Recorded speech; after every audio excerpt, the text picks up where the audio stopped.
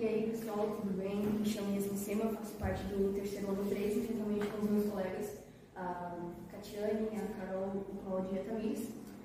Esse é o nosso primeiro podcast com o tema principal, raios solares. Então, eu achei muito importante essa nova forma de apresentar, que a gente não leva conhecimento só para o pessoal da escola, mas sim para quem está nos assistindo. Então, é bem importante. Vamos dar continuidade aqui, também com a participação do professor Bonir, que vai nos auxiliar. E vamos dar continuidade com a Carol falando sobre os temas. A gente vai falar sobre um artigo em específico, que a Yasmin vai falar. Também vamos falar sobre os tipos de raios solares, os pontos negativos e positivos, e os riscos dos raios solares na gravidez. Isso e é também legal, né? a gente vai ter uma entrevista e uma demonstração do que fazer em caso você tenha uma insolação. Certo. Isso é legal porque a gente até discutiu isso em sala de aula, que os raios solares eles são ruins, mas eles também são importantes, são bons da mesma forma. Se você... Tudo é uma questão de quanto você se expõe e aonde, né? Então é muito legal o tema. É que tem que ter um equilíbrio, né? Nem muito e nem pouco. E a gente ouve-se falar muito sobre isso, sobre os raios solares e sobre esses índices de radiação, porque na verdade o raio solar nada mais é do que uma radiação de energia, né? Sim. Que a estrela que a gente rodeia emite essa radiação. Então é muito interessante, só que a gente não para pensar nas consequências que a não exposição ou a exposição em excesso pode trazer para a gente. Inclusive tem um horário certo para você tomar sol, que é antes das 10 horas da manhã e após as 4 horas da tarde. Pois é, e isso é muito interessante porque o dia que eu passei esse texto para vocês, eu vendo artigos e lendo sobre isso, eu encontrei um artigo falando que, de fato, o raio solar que você se expõe antes das 10 e depois das 4 é aquele raio solar que não é nocivo para você, para a tua pele, para causar câncer. Mas é o raio menos eficiente para a produção de vitamina D.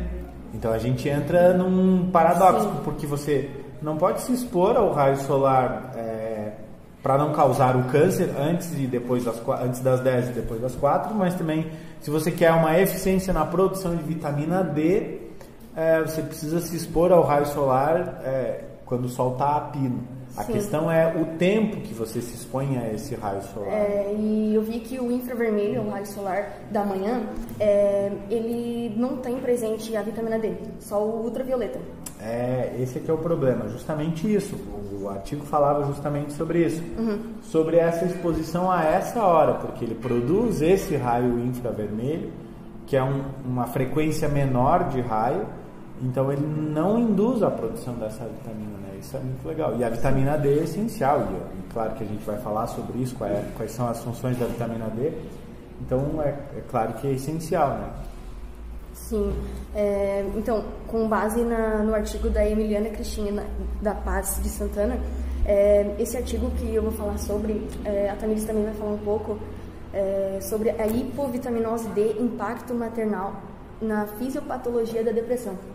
Ou seja, o conceito de raio solar não é só sobre sol, e traz muitos fatores, inclusive a depressão. Eu imaginava que não, mas sim, da depressão. Então é importante que a mulher na gestação ela pegue sol, mas não muito também, porque a criança pode nascer com problemas cardiovascular e também respiratórios. Acontece muito em crianças que nascem com osteogênese, ossos de vidro, porque acontece a falta do cálcio. Então é bom que a mulher ela tome um suplemento alimentar de vitamina D.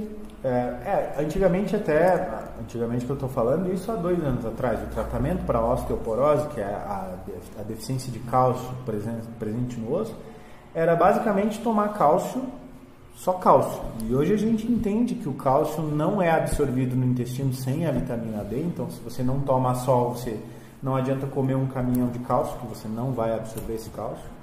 E tudo bem, agora você absorveu esse cálcio, o que eu preciso fazer? Eu preciso também de um outro cofator para levar esse cálcio até os meus ossos, que é o magnésio, e depois desse magnésio estar lá, a gente precisa garantir que esse cálcio fique lá no osso, né?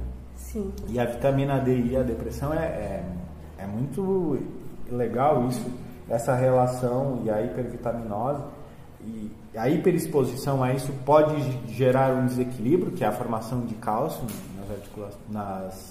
nos vasos, mas a deficiência disso também te leva a um quadro de depressão, né? É isso que a autora está falando nesse artigo aqui.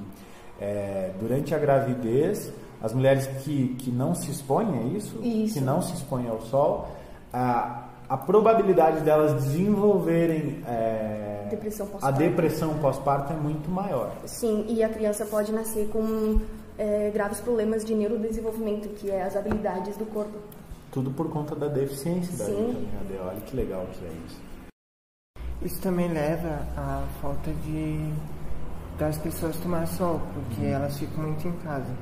E isso é prejudicial, porque falta a melanina. A melanina. Isso. Porque a melanina é um cofator produtor de vitamina D. Para tu ativar a produção de vitamina D, você, não necessariamente, mas é importante que você tenha a melanina presente, né, também na produção. A melanina é aquela proteína que dá a coloração para a nossa pele. Então, quem tem a pele mais escurecida é porque tem uma presença maior de melanina, né? Essa proteína é essencial. E aí a gente entra naquele problema das profissões, né? Aquelas profissões que são pessoas que vivem fechadas dentro de salas e que não se expõem ao sol, tem um índice maior, uma probabilidade maior de desenvolver depressão Por isso que também na pandemia, não só por as pessoas ficarem mais isoladas, mas também por não pegar sol, que aumentou o índice de depressão. Sim. E olha a importância. E tudo isso relacionado a quê? A raios solares. Sim. E por que a gente chegou nesse assunto, nessa história? Como é que a gente chegou nisso? Por que a gente está falando de raio solar hoje? Vocês conseguem? Eu acredito que o raio solar, ele meio que engloba, ele tem uma relação com tudo, né? Porque se você pegar demais, tá errado. Se você não pegar, tá errado também. Você tem que ter um meio termo. Mas a gente está aqui falando sobre o eu, o cuidado com o eu, com a pessoa, com a minha pessoa. O que eu faço, quais as minhas escolhas sobre a minha pessoa.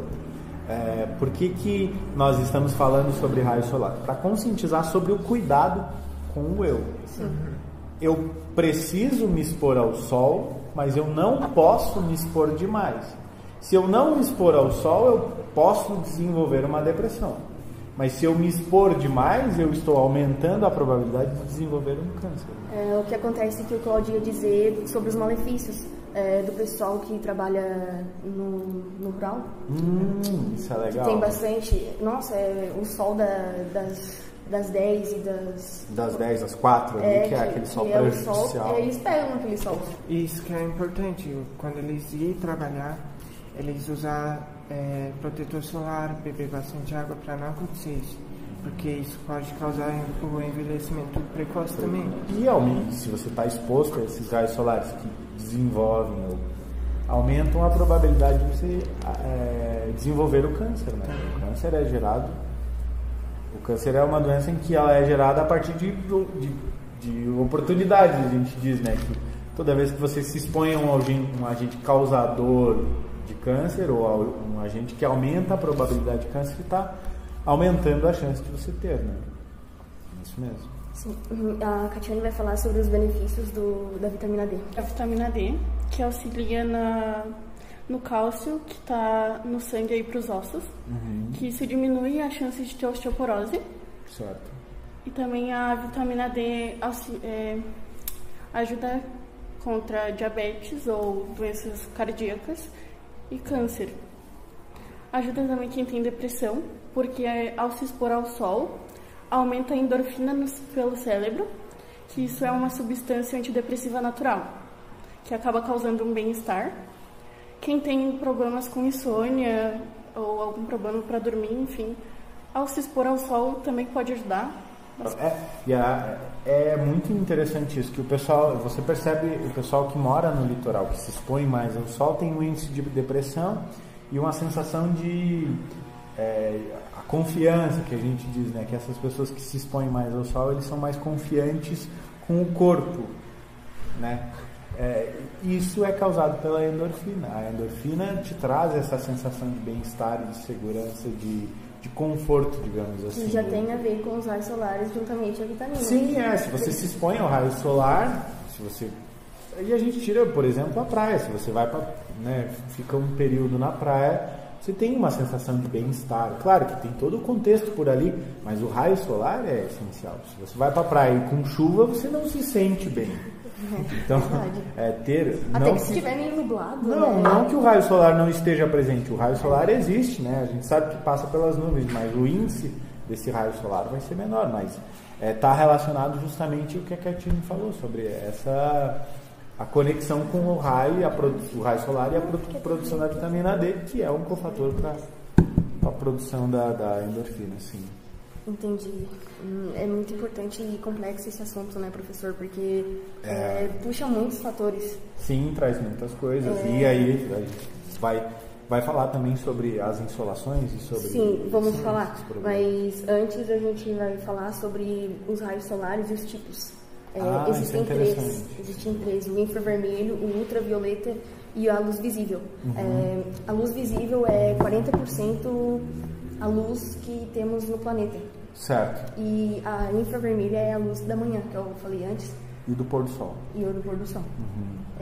E a ultravioleta, ela tá ali que está presente a vitamina D, na ultravioleta. Então é importante saber o horário bem certinho que você tem que pegar essa vitamina D para não ter nenhum problema.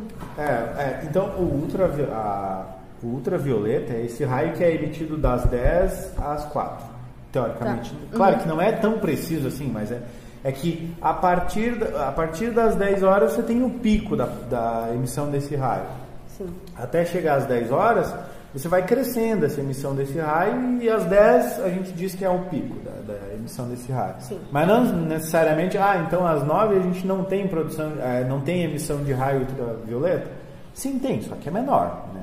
Então a partir das 10 até as 4 da tarde é o pico dessa produção desse raio. Então, e aí faz a conexão com aquele artigo que eu estava falando para vocês, que você só produz vitamina D num determinado momento. Não que seja só a partir daquele... se eu me expor às 9 eu vou estar produzindo vitamina D? Sim. De uma forma menos eficiente. A partir das 10 até as 4 é o momento que você mais produz por causa dessa emissão, que a vitamina D só como você falou, só é produzida a partir dos raios ultravioleta. Né? Então, sim. É muito legal mesmo isso. Sim, e eu vi que é tão importante os raios solares que a gente pega durante o dia, mas as pessoas não estão tão conscientizadas disso. Por isso que é bom a gente estar falando, porque, como o professor disse, às vezes no corre da vida nem sabe qual é o horário certo, ou que não pega e tal. E é muito simples você resolver essa questão do problema. 10 minutos desse sol, das 10 até as 4, se você se expor por 10 minutos com o braço, se você expor o seu braço por 10 minutos a esse sol, é suficiente, você não precisa mais do que isso. Então, só 10 minutos, de 10 a 15 minutos, claro, tem pessoas com menos produção, tem pessoas com mais produção. Mas se você se expor só a 10 minutos a esse raio solar, você já produz vitamina D para aquele dia. Né? Sim. É uma coisa que você precisa fazer isso ao longo dos dias. Você precisa estar exposto ao raio solar. Se eu não hoje eu não tomei raio solar. Tudo bem, você não vai morrer por causa disso. Mas é que você vai produzindo essa vitamina D ao dia a dia. É igual você comer, você precisa comer todo dia. Então, para gerar uma energia. Se eu não comer por um dia eu vou morrer? Não, só que a tua reserva diminuiu. Sim. A mesma coisa acontece com a vitamina D. E tem pessoas... A gente estava conversando sobre os nossos avós, que eles tomam a vitamina, né? O suplemento alimentar. E não tomam só. Era sobre isso que eu ia falar, porque, a minha avó, ela tá um problema da realidade, ela toma o suplemento alimentar, mas não é por falta de absorção do sol, é que ela realmente não sai de casa, entendeu? Mas é uma escolha dela não sair de casa? Não, mas ela não sai porque, ela não trabalha, mas ela fica em casa limpando, ela é bem dona de casa, entende? Então, ela tem chance de não pegar sol. Então, mas ela teria a possibilidade se ela quisesse? Sim. Vamos dar entre aspas aqui e colocar preguiça no meio. É mais fácil tomar a pílulazinha. Mas Mas eu achava meio estranho tomar remédio para tomar sol, porque você pode simplesmente ir ali fora. Mas eu vi que tem pessoas que têm casos que... O problema... Por que o médico prescreve isso? Essa vitamina? Absorção. Sim. Por que o médico prescreveu essa vitamina? Porque ela não se expôs por um longo período, a reserva caiu tanto que agora ela precisa suplementar. Sim, eu acho que foi bem isso que aconteceu. E aí ela vai... O ideal é que ela tomasse e se expusesse ao sol, né? Mas ela não vai fazer isso, provavelmente não. Seguimos. Vou falar um pouco sobre os riscos dos raios solares durante a gravidez. Então, o certo é não se expor ao sol entre as 10 da manhã às 4 horas da tarde. Tá. Porque você pode ter um alto risco de ter insolação e também a probabilidade da criança nascer com problemas neuropsiquiátricos. O sol vai penetrar na pele da mãe e pode pegar na pele do bebê, nascendo ele prematuro. E a mãe tendo depressão pós-parto, como a Yasmin falou, né? Aí hipovitamose D maternal. Aí, então, o certo é sair ao sol, como o senhor falou, ficam 10 minutos lá por dia e tal. E passa protetor solar, uma prevenção. Para que não tenha uma insolação. É isso mesmo. As insolações são grandes problemas, né? Sim, é verdade. E eu fiz algumas pesquisas na escola, né, com os professores, e a maioria teve bastante insolação, não foi só uma, mas ninguém procura atendimento médico. Por quê? Eu acredito que talvez seja um problema, talvez, do atendimento médico da cidade em questão, e um pouco talvez seja preguiça mesmo.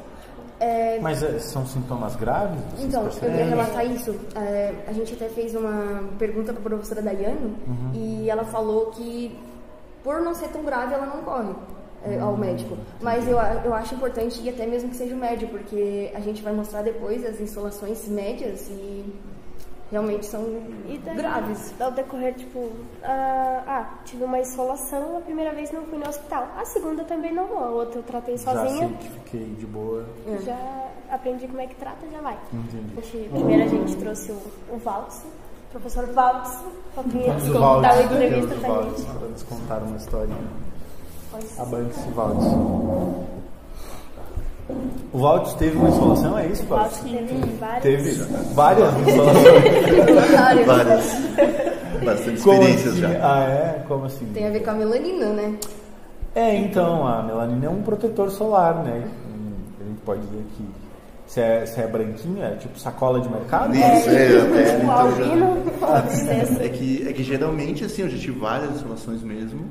Às vezes, muitas por descuido. A gente não se preocupar com o protetor solar, sair de manhã e acabar, principalmente às vezes na escola, na educação física, lá fora, com os alunos. Então já aconteceu também às vezes em parque aquático também, que a gente passa uma vez o protetor e acaba não renovando, né? Isso. Então isso que eu acho, principalmente a água, né? Porque remove, queira ou não. E principalmente essa água dos parques aquáticos, ela é cheia de cloro, né? E o cloro é um removedor de gordura, né? Sim. E aí o protetor solar se baseia nesse conceito. Ele é cheio de gordura para se aderir à sua pele, que tem a mesma característica do protetor. E aí, se você usar algo para tirar essa gordura, imagina o que aconteceria. Né? Tá tirando toda a proteção, né? Tá limpando. E aí, o que você sente, Valtz? Qual é a... Assim, já tive assim várias situações, desde todos os graus já, até desde a sua pele ficar vermelha, ficar um pouco quente. E até quando eu era criança, realmente chegar a fazer bolha de água mesmo. Nossa, sério? Eu tive já bem Mas grave. não correu ao médico em nenhum momento? Não, nunca. E aí, como é que trata isso? O que faz? Tive uma insolação. O que eu faço? Tá, geralmente assim... O que tu fez quando você teve essa insolação? O depois, né? Eu passo pós-sol, já tenho o costume já. Então eu lembro mais do pós-sol do que do protetor. Então pós-sol e depois de uns dias hidratante. E geralmente quando às vezes dá febre, alguma coisa, é paracetamol. Eu mesmo já tenho o kit, e já sei como tratar também. As insolações são a gente pode dizer que é um acometimento, porque a pessoa se expõe àquilo mesmo sabendo. Então ela é acometida por uma insolação. O problema você está matando as suas células, né? As células as células do tecido externo e vão morrer por essa emissão de radiação. A radiação, ela rompe o tecido celular, você fornece energia para uma cadeia carbônica, esse carbono se separa e isso acontece a ruptura da célula. E aí essa célula vai morrer, consequentemente, por isso que a gente escama. Eu acho até que vocês vão demonstrar isso. Sim. Né? E aí você rompe essa barreira do teu tecido e só para lembrar que a pele é a proteção do teu órgão interno, dos teus órgãos internos para o meio externo. Então todas as bactérias que estão nos rodeando são paradas na nossa pele. Se você quebra essa pele, barreiras dessa pele, as bactérias atacam a tua pele e isso justifica a coceira e alguns dos vermelhidões. O vermelhidão é causado, claro, por causa do processo inflamatório. E aí o teu sistema imunológico precisa trabalhar muito mais. Então é muito comum você ter uma insolação uma semana e meia depois, um forte resfriado, gripes ou herpes. São doenças relacionadas ao sistema imunológico. Por quê? Porque o teu sistema imunológico quase morreu para dar conta de combater todas aquelas bactérias e o processo inflamatório que você gerou, né? Será do infravermelho em excesso? Porque o infravermelho, ele aumenta a imunidade. Então... mas o infravermelho ali funcionou, mas não muito. O que aconteceu é que você se expôs ao ultravioleta e o ultravioleta lesionou a tua pele. Causou uma lesão na tua pele. Entendi. E essa lesão disparou uma atividade do teu sistema imunológico. O teu sistema imunológico teve que trabalhar muito para conter essa lesão, para resolver essa lesão, essa quebra da tua célula. Então, e aí é muito comum. Mas aí chega a ter arrepio de frio, essas coisas, Valdo? Dá. Já tive casos assim que deu bastante arrepio. Dorme no cabide, aquela coisa. Para dormir na mesma posição que deita, fica. Não mexe. E bastante banho, assim. O banho assim eu não tomo gelado, assim. Mas eu já vi o pessoal comentar que toma banho gelado eu não consigo. Eu tomo ele um pouquinho morno para dar aquela quebrada assim, dar uma aliviada também. Entendi. Só que também ela alivia momentânea, né? Depois já sai do banho e já volta. E o que acontece é um processo inflamatório na pele, que é o maior órgão de todos. Se você tem uma inflamação na pontinha do teu dedo, dói pra caramba. Agora imagina você ter uma inflamação na pele, que é um órgão gigantesco. É o maior órgão do corpo, né? Imagina, então você vai... A dor, o desconforto, o desequilíbrio que causa isso no nosso organismo é medonho. E também você tem consequências. Se não tratar a insolação, que o Valdo está fazendo, né? Você tratar em casa sem procurar um profissional, que é a perca, vamos dizer assim, de alguns órgãos vitais, como por exemplo o cérebro. Você também tem uma facilidade na desidratação, também tem confusão mental, que eu acredito que o Valdo já tenha. Os casos mais graves pode causar isso, porque o teu organismo se preocupa tanto e joga tanto sangue para os vasos periféricos, que é a pele, que o teu cérebro acaba ficando meio desassistido na questão nutricional ali, oxigênio e nutrientes mesmo propriamente dito. Como se em cada processo de cura ele fosse perdendo um pouco de força. Isso é recuperado depois, por isso que você tem esse período de infecção logo em seguida, uma semana e meia depois, você tem um período de infecção ali, porque o teu sistema imunológico está lá no pé, mas ele vai subindo, então um mês depois você superou isso. Então, logo depois você não terá um grande problema relacionado a isso. A próxima infecção é uma outra história. A próxima insolação é uma outra história, né? Mas há sim um desequilíbrio no teu organismo. A gente diz que tem uma queda no sistema imunológico. Logo depois você se reestabelece. Mas até você se reestabelecer é um longo período, né? Assim, a gente está falando aí de quase um mês para se reestabelecer de novo. Então, e a pergunta que não quer calar, o que fazer quando tem insolação? O Cláudio vai fazer Temos demonstração uma demonstração. Temos uma demonstração? Temos uma cobaia. Vai lá, nossa demonstrativa, nosso modelo. O que aconteceu com ela? Ela foi exposta. Nossa, ficou muito vermelha. Esse ponto eu nunca cheguei. Ela ficou vermelha e agora está escamando. Mas olha o que a gente falou. Que a pele foi quebrada, as células foram quebradas e agora ela morreu. Essa célula morreu e vai nascer uma célula nova embaixo. Então o que vai acontecer? Essa célula vai empurrar essa célula morta para fora, ela vai ser desprendida das outras e vai começar a formar exatamente isso, que o que a gente tem é uma escamação, é isso? Uhum. E é muito importante você, de forma alguma, você arrancar. Sim. Porque é mais indicado, assim, se tiver coçando bastante, você passar o pós-sol, né? De qualquer jeito você passar o pós-sol, mas quando estiver coçando, você não passar a mão, não arrancar. E depois de um tempo que a pele estiver menos sensível, você hidratar. E tomar banho com água quase gelada também. Certo. Então vamos lá. Eu vou fazer uma demonstração de pós a insolação. Tá com a pele vermelha e tal. Isso. Aqui a gente não mexe. Tá. Porque pode piorar a situação. Aí a gente está considerando que gerou bolhas, é isso? Sim. Certo. Que mais quente que a testa, você tem que pegar um pano molhado com água. Porque o processo inflamatório que a insolação causa gera febre. E a febre é um problema. Se você tem 40, todo mundo sabe que você não pode chegar a 40 e se chegar e se continuar subindo, você vai ter um problema e pode ter convulsões e coisa. Então o Cláudio está sugerindo alternativas para controlar essa febre. Você tem que colocar na região da testa, para não gelado. Tá geladinho aí agora. Tá. Limpo de preferência. Também no pescoço, que é uma região também que produz bastante calor. Isso. E também nas axilas. Isso. Certo. A gente chama um sovaco aqui na área. Em casos piores, igual já falaram, graves, dar na pessoa um banho gelado e levar a pessoa rapidamente ao hospital. Ao pronto-socorro. Isso. E tem um ponto dos idosos também, que os idosos não podem enfiar de forma alguma água gelada ou pano gelado, porque tem a pele mais sensível, tem tudo isso. Isso causa uma contração da pele muito rápida, né, muito drástica. E o que se faz com o idoso, então? O idoso você tem que levar num lugar arejado. Certo. E o idoso tem que ser levado ao hospital também. Nos casos, na verdade, você tem que procurar. O ideal é que você procure o atendimento em todos os casos. A gente sabe da nossa realidade, do que o SUS nos oferece. Claro, a gente fala, mas o SUS é um problema. Não, o SUS funciona. O Brasil tem um sistema único de saúde, ok.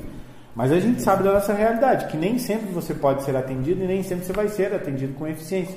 Porque às vezes não é um caso de emergência, né?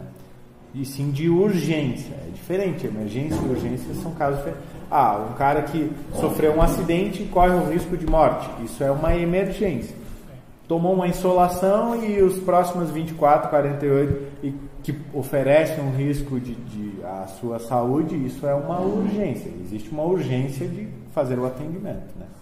Então, se você chega com insolação e chega um paciente acidentado com ruptura de algum vaso importante, é óbvio que eles vão atender o paciente. Então, por isso que algumas pessoas desistem, porque não é um caso de emergência, e sim de urgência, né?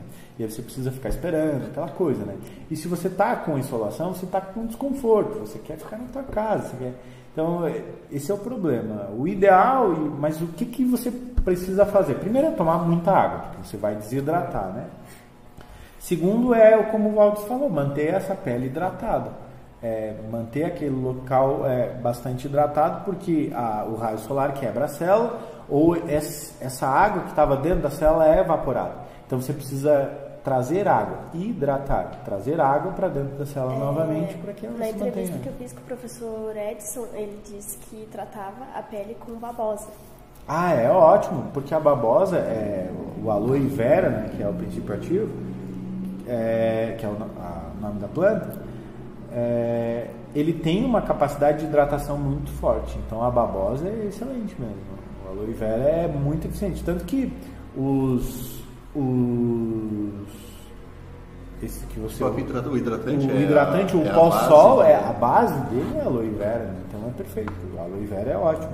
Só que a gente tem o falso e o verdadeiro, né? Então tem que cuidar, mas na dúvida você compra o pós-sol já pronto. Se você conhece, essa é a aloe vera de fato, a aloe vera. Mas no caso da babosa, daria para passar ela, tive a insolação hoje mesmo eu já poderia passar? Sim, como é que você faz? Vai colocar dentro de uma bacia, misturar bem, pode bater no liquidificador se for o caso, e você aplica esse líquido direto. Faz uma compressa você pega uma compressa de gás, passa o líquido na tua pele, coloca a compressa para ela conter esse líquido na tua pele e deixa ela ali hidratando.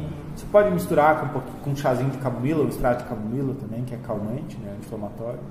E se não tratar isso corretamente, pode dar mancha na pele até o Valdes, inclusive, diz que tem muita mancha nas costas. Eu tenho também. Principalmente pintinhas, porque a parte elas desenvolvem. É a parte principalmente que me queima, é a parte das costas. Então, já a decorrência de várias insolações, foi ficando umas pintinhas e ficou... Entendi. É bem isso mesmo, a gente tem que tomar um cuidado melhor. Então, o tratamento é, primeiro, procurar ao médico. O médico vai prescrever hidratante, antitérmico para conter a febre, anti-inflamatórios para reduzir o processo inflamatório, se o caso for muito extremo. E basicamente é isso. É hidratar, controlar os sintomas que isso causa, que é os sintomas que a insolação causa, que é a febre, a dor no corpo, essas coisas, e recuperar, repouso para recuperar, né? Depois evitar passar isso. O principal é evitar, né? Conforme isso eu também fui aprendendo, principalmente praia, horário do meio-dia, da 1h. É impossível. Não dá para descuidar o protetor. Não dá para ir. Eu já evito ir já por esse fato, que às vezes a gente entra na água, começa a sair o protetor, então eu já evito de ir nesse horário, porque eu sei que vou ter insolação. É isso mesmo. Expor menos. Então, professor, foi esse o nosso podcast que incluiu todos os raios solares. Primeiramente, a gente queria agradecer a você que participou, nos auxiliou, ao Valdes, que compareceu aqui com a realidade dele, e a Amanda também, que foi a nossa cobaia. Não vai arrancar essa pele da Amanda, então? Não deve, né? Não, pode. Não deve. Obrigado, pessoal. Obrigado. Foi muito legal. É importante a gente falar sobre esse tema, principalmente na nossa região e nessa época agora, que é a época de colheita. A gente está aqui falando no mês de março. Verdade. A gente vai publicar esse vídeo no YouTube, então a gente está falando no mês de março, que é uma época da colheita da maçã, em que os produtores estão expostos a esses raios solares. Então é importante a gente conscientizar sobre o uso correto dos protetores e não deixar de usar, né? E, claro, você precisa tomar sol, mas o excesso disso te traz problemas que a gente já discutiu. Então, mais uma vez, muito obrigado também. Obrigado, parabéns pelo empenho e